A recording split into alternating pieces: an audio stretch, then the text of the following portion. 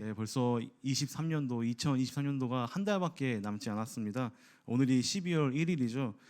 제가 오늘 점심을 좀 일찍 먹으러 식당에 갔는데 식당 주인께서 12월 첫 손님이라고 저에게 서비스를 주시더라고요. 그래서 굉장히 기분이 좋은 하루였습니다. 여러분들 1년이 참 금방 가는 것 같습니다.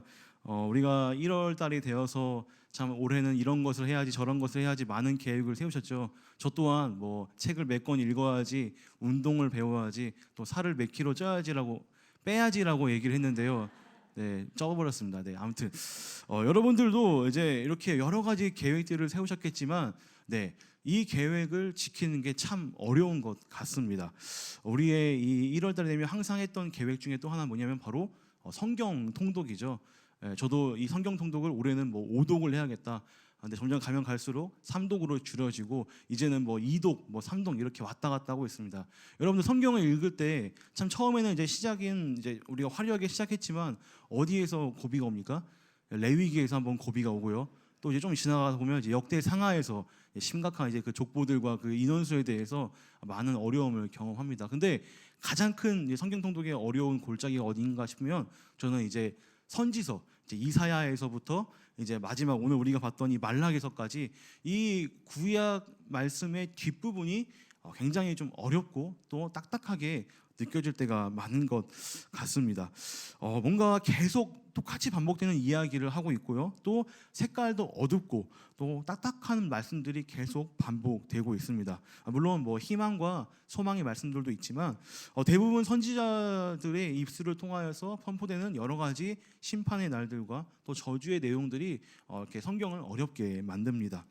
제가 이 이사야서부터 이 말라기까지 이 페이지 수를 보니까 무려 400페이지가 되더라고요. 근데 여러분들 아시다시피 마태복음에서 요한계시록까지가 한 430페이지입니다. 그러니까 이 선지서의 분량이 얼마나 많은지 한번 이렇게 몸소 한번 체감을 하시면 좋을 것 같습니다. 자, 왜 이렇게 400페이지나 되는 이런 많은 분량의 심판의 메시지, 선지자의 입을 통해서 하나님은 왜 엄청난 양의 이러한 예언과 심판을 하셨을까라고 저는 한번 곰곰이 생각을 해봤습니다. 그런데 아무래도 하나님께서는요, 자신의 백성들을 돌이키게 하려는 강한 의지, 그러니까 내가 사랑하는 내 백성들을 돌이키려는 그러한 의지를 이러한 분량과 내용과 양에 넣지 않았나 이렇게 생각을 해봤습니다. 여러분들의 뭐 조카나 뭐 사촌 동생들에게는 어떤 심각한 잘못을 해도 저는 뭐 크게 뭐라고 하지 않고 크게 나무라지 않습니다. 왜냐하면 그냥 사촌이고 친척이기 때문입니다. 그런데 내 자녀가 심각한 죄를 저지르고 있다, 내 자녀가 아주 잘못된 길로 가고 있다면 어떻게 하십니까? 저는 매를 들고 훈계를 하고 좋은 길로 갈 수 있도록 계속해서 지속적으로 꾸준하게 훈계를 하고 싫은 소리를 하고 그 방향을 잡아줄 것입니다.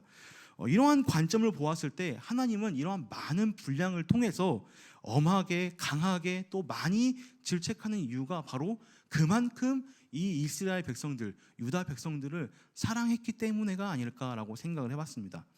사실 이 심판과 이러한 경고의 메시지는요, 비단 이 선지서에만 나타난 것은 아니었습니다.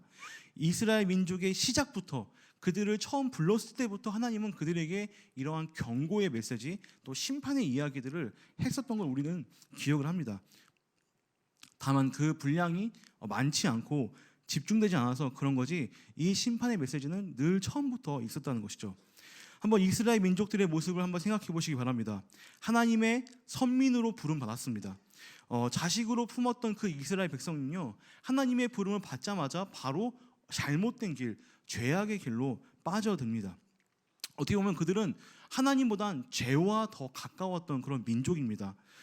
예를 들자면 그 모세가 십계명을 받으러 시내산에 올라갔을 때 이스라엘 백성들은 그 찰나의 순간에도 하나님을 버리고 우상 숭배했던 모습을 보여줬고요. 또 얼마나 빨리 그 하나님께서 고개를 돌렸던지 수많은 이야기들을 우리가 구약 곳곳에서 살펴볼 수 있다는 것이죠. 이러한 이스라엘 백성은요, 후대로 내려가면 내려갈수록 어찌 그렇게 그 선조들의 모습을 잘 답습했는지 그 시대가 지나면 지날수록 그 죄악은 더 심해지고 덩달아 하나님이 주시는 그 심판과 그 경고의 메시지도 더 세졌습니다. 하나님을 떠나서 죄를 짓고 우상 숭배를 하자 하나님은 그들에게 강한 질책과 고난을 그리고 이방 민족을 사용해서 그들에게 시련을 줍니다. 그러면은 그들은 잠시 잠깐 잘못했다고 하나님께 돌아오고 회개하면은 하나님은 또 그거를 받아주시죠. 그리고 그 용서하고 회복시켜준 다음에 또 얼마 가지 않아서 다시 그들은 죄를 저지르는 그러한 반복된 레파토리를 계속해서 보여주고 있습니다. 그런데 이러한 반복의 최정점, 이 레파토리의 최정점이 어디냐? 바로 북이스라엘과 남유다의 멸망입니다. 나라가 망해버린 것입니다. 죄로 인해 하나님은 남북을 찢어놨음에도 불구하고 북이스라엘 요셉의 자손으로 대표하는 그들은요 계속해서 죄를 저질렀습니다. 결코 한 번도 좋은 모습을 보여준 적이 없습니다. 남유다도 끝이 좋지 않았던 걸 우리가 다 알고 있죠.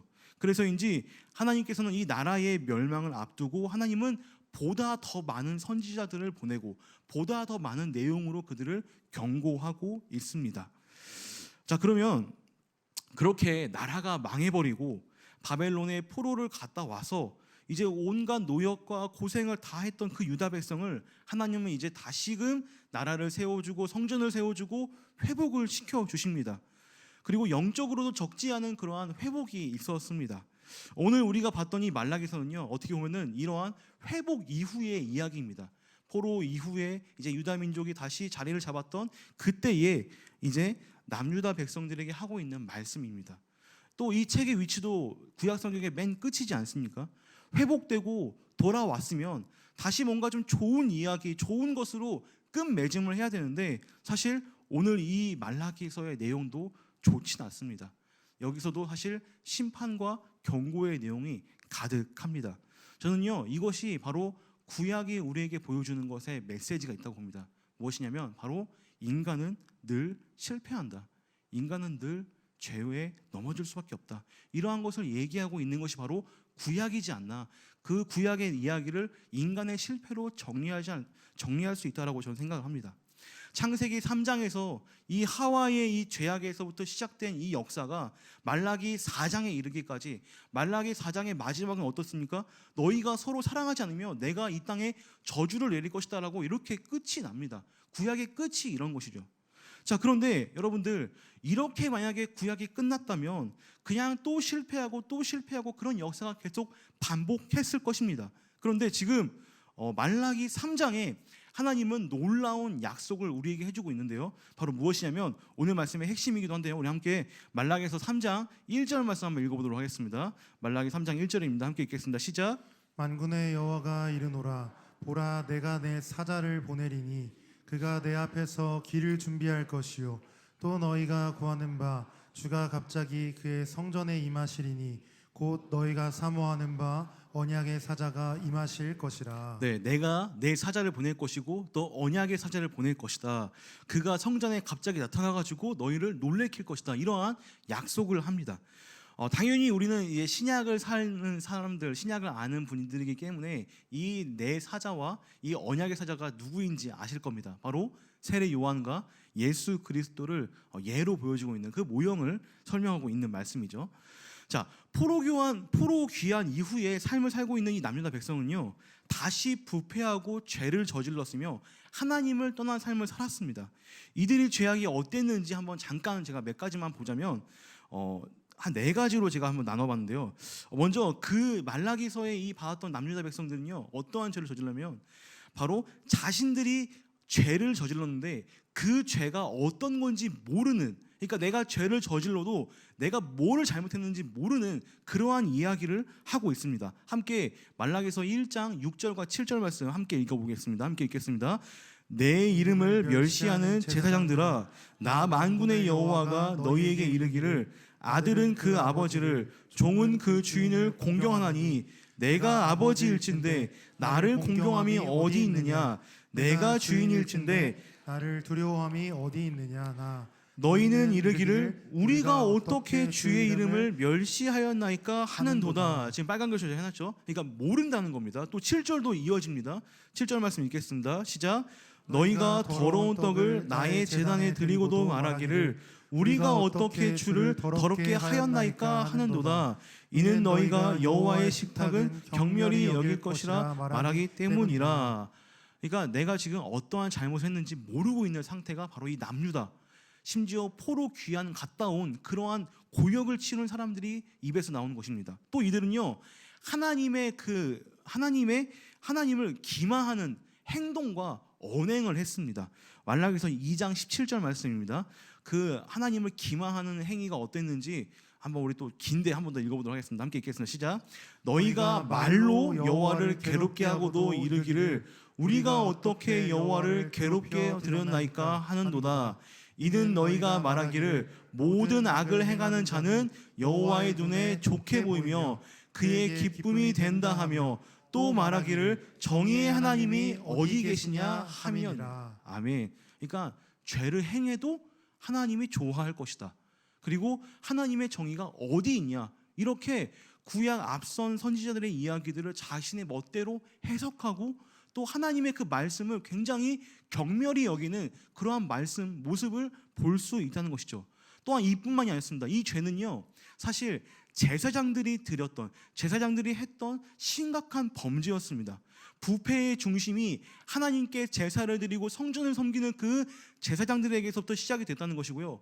또 이 죄악은요, 이제 그들만 벌이는 죄가 아니라 모든 민족들에게, 모든 백성들이 함께 저지르는 그러한 아주 심각한 죄악들을 오늘 말씀에서 보여주고 있습니다. 여러분들, 윗물이 맑아야 아랫물도 맑습니다. 제사장, 지금으로 치면 목사, 사역자, 중직자가 바로 서야지 그 전체가, 그 민족이, 이 교회가, 이 지역이 바로 간다는 것을 얘기해주고 있습니다. 하나님은요, 이 중심부, 정말 이 이스라엘의 심장에서 시작된 이 죄악을요, 그냥 두지 않았습니다.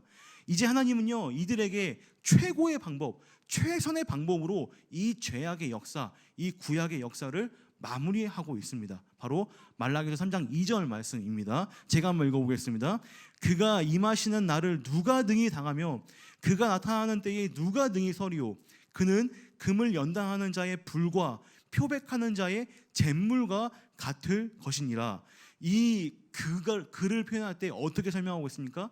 금을 연당하는 불이고 또 표백하는 잿물이다라고 설명을 합니다. 여러분들, 불로서 이 사자는요, 예수 그리스도로 예표되는 이 사자는요, 이 레위인들과 제사장들을 정금과 같이 하게 될 것입니다. 또한 잿물, 여러분들 혹시 양잿물이라고 들어보셨습니까? 제가 어렸을 때 이제 부모님 따라서 온천을 자주 갔는데 온천에 갔다 오면 이제 얼굴이 미끄덩미끄덩합니다. 그러면 뭐라고 하죠? 양잿물을 이렇게 섞어가지고 미끄덩미끄덩한 것이다. 이게 뭐냐면 이 양잿물로 죄와 더러운 것들을 씻는 의미가 있다는 것입니다. 그래서 때를 싹 벗기는 이 용도가 잿물인 것이죠. 근데 이것을 누가 왔을 때 하냐? 바로 이 언약의 사자, 그가 왔을 때 이 오염된 것, 죄악들, 이러한 많은 더러운 것들을 다 없앤다라고 이야기하고 있습니다. 이들이 오면요, 하나님은 진정한 회복이 있을 것이라고 약속하십니다. 제사와 예배가 회복될 것이고 하나님에 대한 기쁨이 회복될 것이다라고 이렇게 약속하고 있습니다. 또한 온갖 공의를 펼치고 온갖 나쁜 짓을 했던 사람들이 다시금 하나님의 사랑을 깨닫고 의로워진다라고 이렇게 약속하고 있습니다. 말라기서 3장 5절 말씀 한번 읽어보도록 하겠습니다. 3장 5절입니다. 시작. 내가 심판하러 너희에게 임할 것이라. 점치는 자에게와 간음하는 자에게와 거짓 맹세하는 자에게와 품꾼에 삭세대하여 억울하게 하며 과부와 고아를 압제하며 나그네를 억울하게 하며 나를 경외하지 아니하는 자들에게 속히 증언하리라. 만군의 여호와가 말하였느니라. 아멘. 실제로 예수님이 오셨을 때 어떠한 일이 벌어졌습니까? 성전을 청결하시죠. 또 많은 레위인들, 그러니까 제사장들에게 경고를 합니다. 또 예수님은요, 그 궁핍함자, 정말 저 사회의 저 밑에 있는 사람들, 정말 창녀, 세리, 정말 그렇게 어울리지 못하는 죄인들과 함께 하나님의 사랑을 펼쳤던 그런 모습을 몸소 보이셨습니다. 이 말씀대로 그대로 이루셨고 또 우리는 그 말씀을 알고 붙들고 사는 사람들입니다. 말씀을 정리하겠습니다. 여러분들, 날씨가 요즘에 굉장히 추워졌죠. 그런데 우리는 알고 있습니다. 뭘 알고 있습니까? 이 추위가 계속 이어집니까? 아니죠. 3개월 뒤면 다시 얼음이 녹고 봄이 우리들에게 찾아올 것입니다. 또 우리는요, 알고 있습니다. 이 12월이 지나면 이제 내년에 2024년입니다. 어떻게 보면 정말 공상 만화에서나 봤던 그 날짜, 그 연도수가 이제 우리에게 곧 한 달 뒤면 찾아옵니다. 구약도 끝이 납니다. 구약이 끝이 나서 그 다음이 어떻게 됩니까? 여러분들 말라기서를 한 장만 넘기시면 뭐가 있어요? 마태복음. 맞습니다. 어떤 분은 2장 넘기셔야 합니다. 네, 마태복음이 나옵니다. 그리고 그 마태복음의 시작이 어떻게 되고 있습니까? 우리 함께 한 목소리 읽어볼까요? 아브라함과 다윗의 자손 예수 그리스도의 계보라. 아멘. 여러분들 물론 이 한 장을 넘기기 위해서는 역사적으로 400년이라는 시간이 걸렸습니다. 400년이라는 그 긴 시간 만에 예수 그리스도가 등장하신 것이죠. 물론 예수님은요, 짧은 생애를 이 땅에서 살다 가셨습니다. 그리고 가실 때 그냥 가신 게 아닙니다. 우리에게 약속을 하시고 가셨습니다. 뭐라고요? 내가 다시 너희들에게 올 것이다. 내가 다시 너희들에게 찾아올 것이다. 이 구약에서 신약으로 넘어갈 때 정말 그 하나님의 언약이 예수 그리스도를 통해서 이루어진 것처럼 예수님도 다시 그 신약의 그 마지막에서 우리에게 약속하신 것, 내가 다시 오겠다. 우리 모두는 다 그 약속, 새로운 약속을 믿고 사는 사람들입니다. 여러분들 혹시 이런 마음이 있을 수 있어요. 아, 주님 오실 때에 내가 부끄러운 모습이 있으면 어떡하지? 아니면 혹시나 주님이 오셔서 빵빠레를 터뜨렸는데 내가 그 빵빠레를 못 듣고 그 주님의 음성을 못 듣는 사람이라면 어떡하지? 라고 이렇게 노심초사 전전긍긍하는 그런 인생이 아니라 우리는 정말로 하나님의 그 예수 그리스도의 다시 오심을 믿고 그 안에 굳게 서서 삶을 살아가는 우리 신일의 모든 성도님들 되시길 주님의 이름으로 축원드립니다.